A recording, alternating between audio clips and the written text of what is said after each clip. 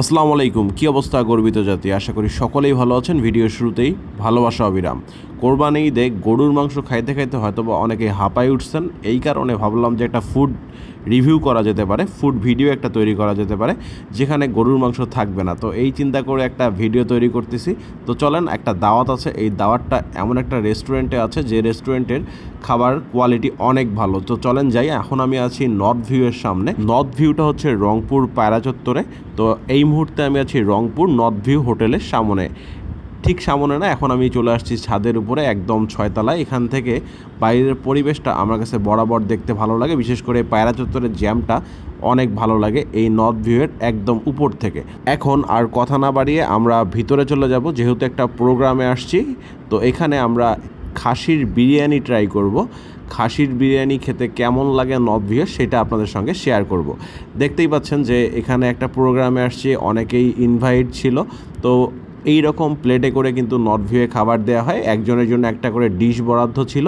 এই ডিশে আপনার 2 পিস করে খাসির মাংস ছিল আর সঙ্গে রাইস ছিল।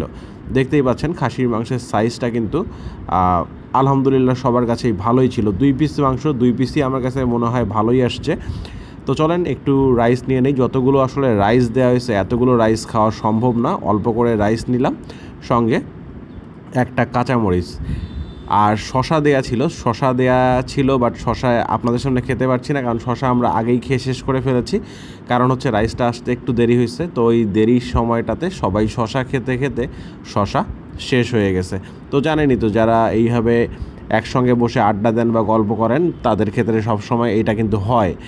তো রাইসটা যখন আমি খাইলাম, আমার কাছে রাইসটা অনেক ভালো লাগছে। একটু লেবু চিপে নিলাম, পাশাপাশি একটু মাংস খুলে নিব। কোরবানি ঈদে যেহেতু গরুর মাংসটা বেশি খাওয়া হয়, খাসির মাংসটা কিন্তু বরাবরই কম খাওয়া হয়।